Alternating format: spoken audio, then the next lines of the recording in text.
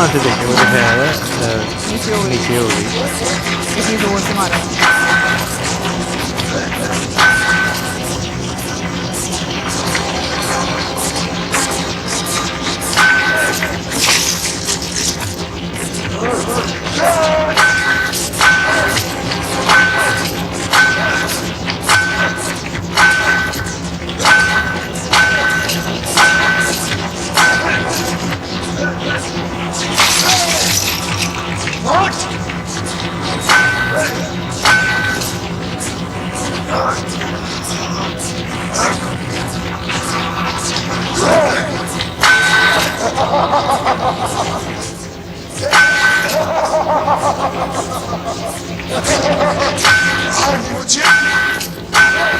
हैरान हो रहे हैं क्यों नहीं कुछ हो क्यों नहीं रहा। कुछ हो रहा?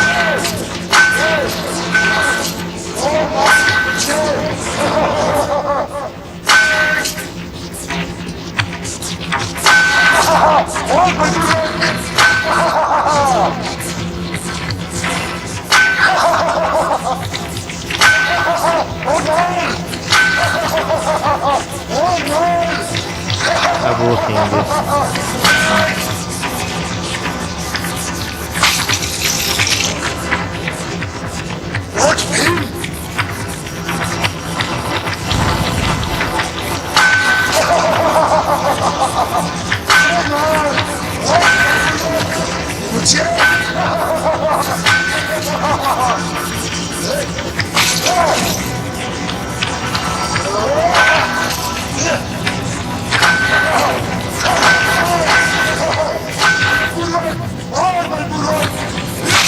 अब मुझे लगता है कि ऐसे करते होंगे।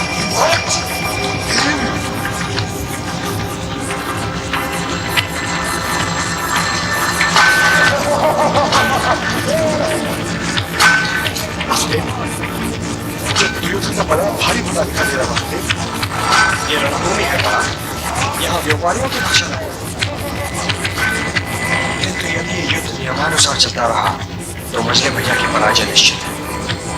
मजले भैया के पास बाहुबल अधिक है, परंतु दुर्योधन के पास बुद्धि भी है और माता गांधारी का आशीर्वाद भी। यदि ये युद्ध न होता पार्थ, तो मैं वीर दुर्योधन की गदा का सौंदर्य देखता रहता। किंतु ये क्रीड़ा नहीं, युद्ध है पार्थ, युद्ध है। याद आ गया। पार्थ, मजले भैया को उनकी प्रतिज्ञा याद दिलाओ। कौन सी प्रतिज्ञा? क्या तुम भूल गए कि उन्होंने हस्तिनापुर राजसभा में द्रौपदी के अपमान के उपरांत दुर्योधन के विषय में क्या प्रतिज्ञा ली थी? उस पार्ट पर नजर नहीं पड़ी तो उन्होंने दुर्योधन की जंगा तोड़ने की प्रतिज्ञा ली थी। किंतु ये गदा युद्ध है केशव, और गदा जंगा तक जा ही नहीं सकती। तो क्या मजले भैया दुर्योधन के शव की जंगा तोड़ेंगे पार्थ? तुम उन्हें उनकी प्रतिज्ञा याद दिला दो, वो जाने और उनका काम। नहीं केशव, मैं ऐसा नहीं कर सकता। तो युद्ध देखो।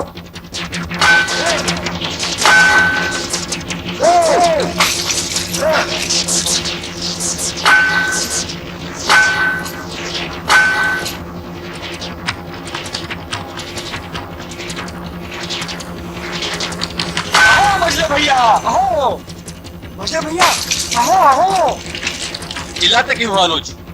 युद्ध देखो। लाओ, मजले भैया का ये पैतरा तो अति प्रशंसनीय था। लाओ देखिए ना। आओ मजले भैया आओ, बड़ी भैया आओ, आओ मजले भैया, आओ मजले भैया आओ, बड़ी भैया आओ, आओ मजले भैया, बड़ी भैया,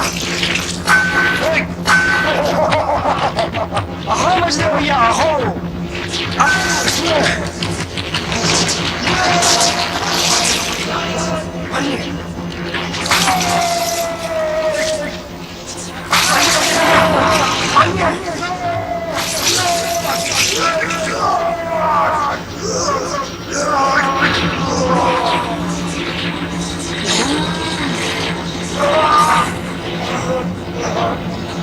तुमने मुझे छल से मारा।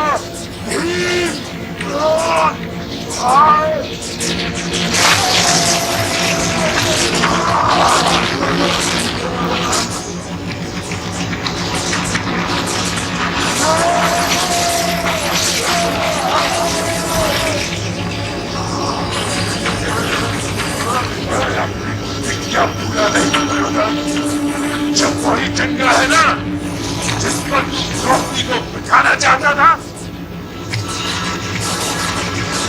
नहीं भीम, नहीं, नहीं!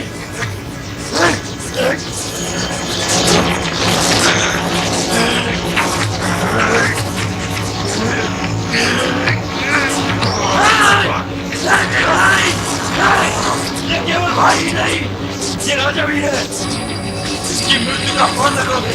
अब ये किसी का अपमान करने के लिए जीवित ही नहीं रहेगा। हे कामधेय भीम, आज तूने अपने गुरुजनों का अपमान किया है।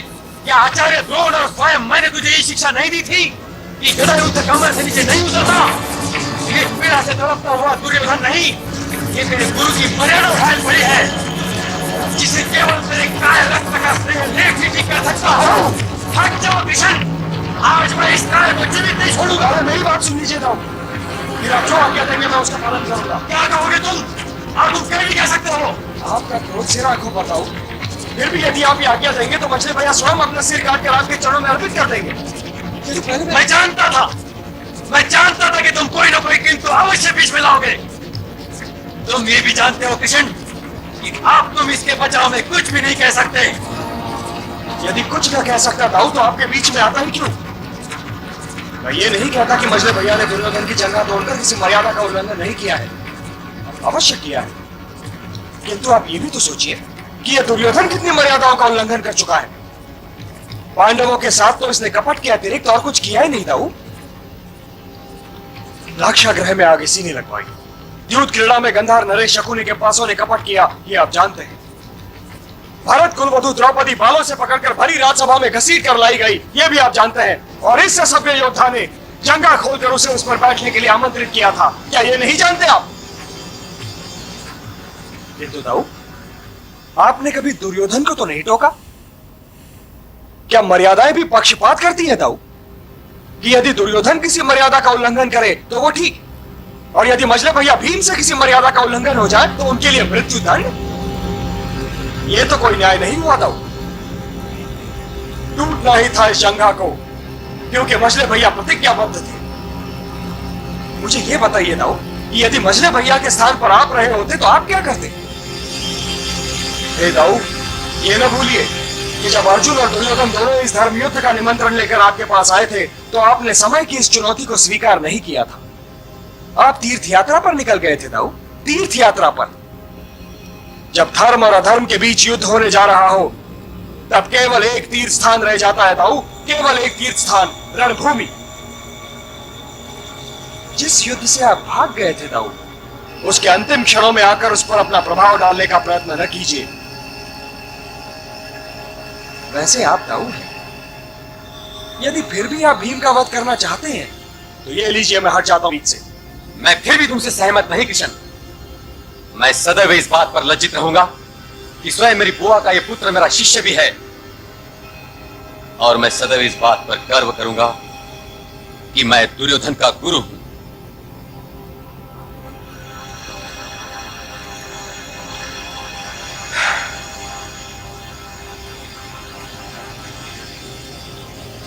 दाऊ की बात का क्या बुरा मानना मजले भैया? वो मर्यादा को अलगत्व में देखते हैं, किंतु मर्यादा शून्य में नहीं उगती। इसलिए आप अपना मन मैला न कीजिए।